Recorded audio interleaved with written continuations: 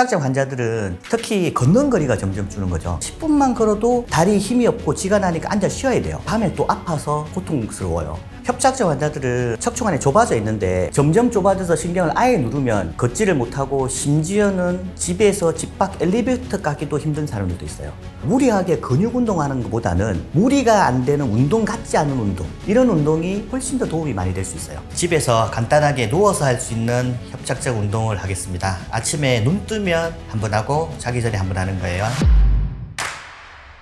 척추관 협착증은 허리 디스크는 좀 다른 병이에요. 디스크는 급성으로 생길 수도 있죠. 디스크란 게 디스크가 뒤로 인대를 밀치고 나와서 신경을 누르는 병이에요. 근데 협착증은 뭐냐고 하면 신경이 나는 구멍 자체가 좁아지는 거예요. 앞에서는 디스크가 튀어나와 누르고 뒤에서는 인대가 점점 두꺼워지는 거죠. 하수구가 쓰레기로 막히는 것처럼 서서히 진행이 돼요. 그렇기 때문에 서서히 다리 힘이 빠진다든지 양쪽이 다리가 걸을 때 저린다든지, 옛날에는 30분을 걸었는데 10분만 걸으면 힘이 없어 주저앉는지, 이게 협착증의 전형적인 증상이에요. 보통 그리고 협착증은 디스크랑 다르게 양쪽으로 보통 같이 나는 경우가 많고, 디스크는 튀어나오면 보통 한쪽으로 오기 때문에 오른쪽이면 오른쪽 다리가 저리고 왼쪽이면 왼쪽 다리가 저리는데, 협착증은 보통 양쪽이 다 오는 경우가 훨씬 많습니다. 척추관 협착증은 보통은 별명이 시골 할머니 병이에요. 왜냐? 이게 꼬부랑 할머니 병 있잖아요. 협착증은 진행이 되면 신경이 나는 구멍이 점점 좁아지기 때문에 사람들이 자연스럽게 허리를 굽혀요. 굽히면 좀 더 편하다고. 그렇기 때문에 허리가 점점점 구부러지는 거죠. 시골에 계시는 분들 중에 지판이고 다니시는 분들은 대부분 협착증이 진행이 돼서 그렇게 되는 겁니다. 점점 좁아져서 신경을 아예 누르면 걷지를 못하고 심지어는 집에서 집 밖 엘리베이터 가기도 힘든 사람들도 있어요. 또 밤에 자다가 양쪽 다리로 저리고 쥐가 나서 잠도 못 자는 경우가 많아요.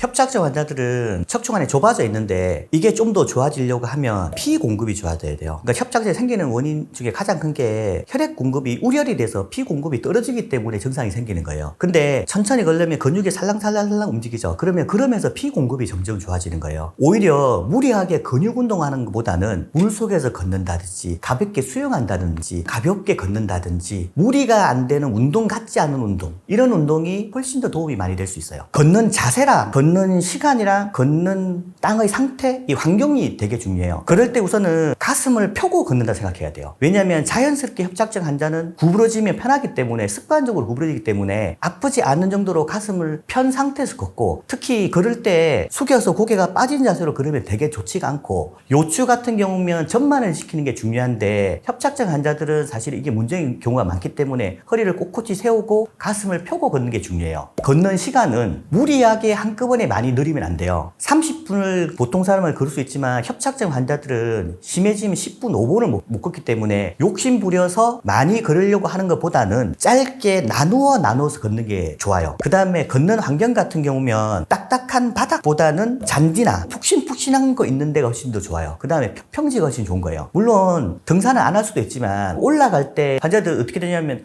내가 많이 좋아졌나? 이렇게 돼요. 왜냐? 허리가 굽어서 올라가거든. 근데 문제는 내려올 때는 또 반대예요. 그러면 허리에 무리가 더 되기 때문에 가급적 평지를 걷는 게 좋습니다. 제일 좋은 건 물속에서 걷는 거예요. 대부분 협착증 환자들이 퇴행성 질환이기 때문에 연세도 많으시고 무릎이나 발목도 좋으신 분들이 별로 없어요. 그렇기 때문에 체중을 줄이는 게 제일 중요하고, 그 외에 물속에 있으면 부력 때문에 체중이 적게 걸리기 때문에 훨씬 걷는 게 수월해요. 수영장에서 아쿠아로빅 하듯이 왔다 갔다 걸어 다니는 거죠. 이게 사실은 협착증 환자들의 제일 좋은 운동이에요. 걷는 운동할 때 제일 조심해야 될 게 있어요. 협착증 환자들은 못 걸으면 이 두려움이 크기 때문에 억지로 참고 더 걸으려고 그래요. 근데 사실은 그렇게 하다가 증상이 더 나빠져요. 그러니까 예를 들어서 보통 사람이 30분 걷는데 아무 지장이 없잖아요. 근데 협착증 환자들은 10분만 걸어도 다리에 힘이 없고 쥐가 나니까 앉아 쉬어야 돼요. 조금 쉬고 또 걸어요. 점점 거리가 짧아지죠. 이렇게 되면 당일날 밤에 또 아파서 고통스러워요. 집에서 간단하게 누워서 할 수 있는 협착증 운동을 하겠습니다. 아침에 눈 뜨면 한번 하고 자기 전에 한번 하는 거예요. 우선은 발목 운동부터 해요. 발목 운동. 제일 중요한 게 딱 누워서 발목을 위로 제끼는 거예요. 이때 조심해야 될 건 발가락만 이렇게 제끼면 안 돼요. 발목 전체를 쭉 당겨서 90도 이상으로 종아리가 당길 정도로 해야 돼요. 그래야 뒤에 있는 수축된 근육이 풀어져요. 앞쪽 허벅지에 힘이 가는 느낌이 있어야 돼요. 이걸 한 10초 하는 거예요. 총 10회 정도 하고 한 번 할 때 10번 정도 세면 돼요. 10회가 힘들다 그러면 5번 정도 하고 피곤하지 않고 아프지 않을 정도까지만 하면 돼요. 한 번 더 하겠습니다. 당겨서 90도에 당기고, 이때 배꼽에 힘을 꽉 주는 느낌이 해야 돼요. 엉덩이로도 힘을 꽉 주는 느낌이 있으면 더 좋아요. 이게 아무것도 아닌 것 같죠? 근데 협착증 환자인데 되게 좋아요. 똑같은 자세에서 허벅지 앞쪽으로 드는 거예요. 들어서 오른쪽 다리로 당기는 거예요. 고관절의 가동성이 더 좋아지는 거죠. 협착증 환자들은 움직임이 짧기 때문에 고관절의 가동성이 좀 떨어져요. 이렇기 때문에 쭉 당겨주는 거예요. 반대쪽 다리는 펴는 게 제일 좋고, 펴는 게 힘드신 분들은 구부려도 괜찮아요. 근데 펴는 게 더 좋고, 다리로 쭉 길게 당겨주고서 엉덩이랑 허벅지 뒤쪽 근육이 늘어지게 느끼는 거예요. 반복적으로 좌우로 한 5번씩 하면 될 겁니다.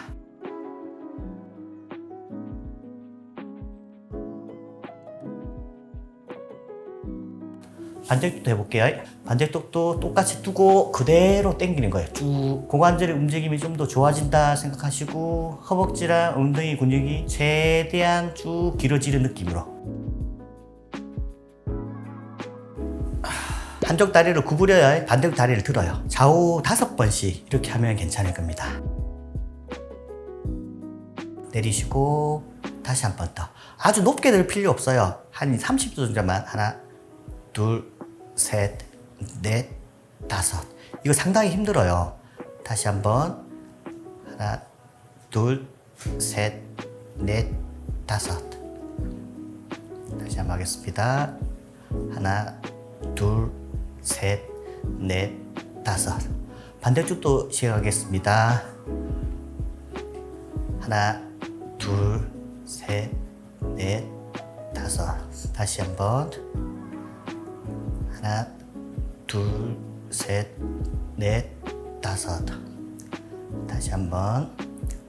하나, 둘, 셋, 넷, 다섯. 마지막으로 하나, 둘, 셋, 넷, 다섯. 그 다음에는 상체를 이렇게 붙이고 좌우로 허리를 트는 거예요. 무릎은 90도 정도로. 이게 아무것도 아닌 것 같은데, 이렇게 하면서 허리 뒤에 근육도 긴장도 풀어지고, 허리 뒤에 있는 관절 면끼리도 더 부드러워지고 하기 때문에 상당히 좋은 운동이에요. 하지만 말씀드렸다시피 아픈 거 참고 하시면 안 되고, 하다가 통증이 있다 싶으면 쉬어야 돼요. 좌우로 가는 걸 한 번씩 했을 때 한 10번 정도 하시면 편하실 거예요. 중요한 게, 통증이 온다고 하면 참고 계속하면 안 돼요. 절대 원칙이 운동할 때 아픈 걸 참고 하면 무리가 되기 때문에 내가 아프지 않은 정도까지 찾아서 하는 게 제일 좋아요.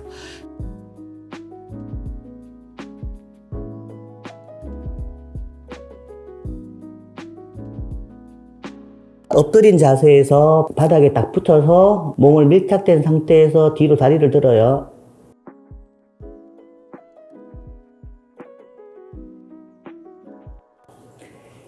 다시 한번 하겠습니다.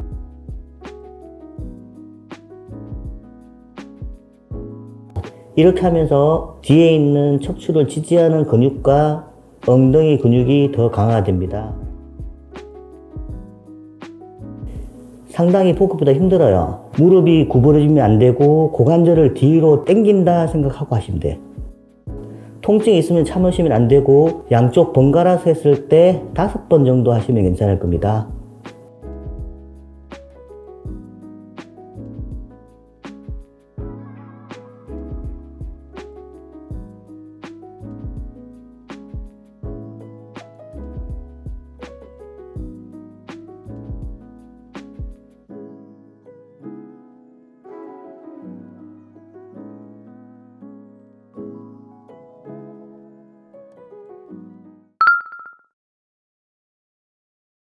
협착증 환자들은 이건 생활 습관병이기 때문에 생활 습관의 조절을 잘해야 돼요. 협착증 환자들은 육체 노동을 많이 한 사람들이 많아요. 밭에서 농사일 했던 사람들, 집안일 많이 했던 사람들, 쪼그려 앉아가지고, 이런 자세들이 당장은 편하지만 허리가 굽어가는 지름길이에요. 그 다음에 좌식 생활, 바닥에 앉는 거. 우리나라는 전통적으로 침대 없이 바닥에 잤잖아요. 이런 생활이 척추 건강에 되게 좋지가 않아요. 역설적으로 환자들은 굽으면 편하기 때문에 바닥에 앉으면 더 편하다고 해요. 근데 길게 봐서 그게 좋지가 않아요. 그렇기 때문에 좌식으로 생활하시려고 하면 안전뱅이 의자도 있어요. 허리를 커버 만들어주는 의자. 그 의자에 앉아서 생활하시는 게 훨씬 낫습니다. 이런 생활 습관 관리가 협착증 환자들은 아주 중요합니다. 협착증 환자들은 처음에 증상이 별로 없어요. 어느 정도 진행이 되고 나서 증상이 나타나요. 특히 걷는 거리가 점점 주는 거죠. 한 10분 걸었을 때 못 걷고 한번 쉬어야 된다고 하면 생활에 아주 지장을 많이 줘. 놀러를 잘 못 가요. 그렇기 때문에 생활하면서 보행거리가 짧아진다든지 걸으면 다리 힘이 없어진다든지 또 다리 저림이 심해진다. 이렇게 됐을 때는 병원을 꼭 먼저 방문을 해야 됩니다.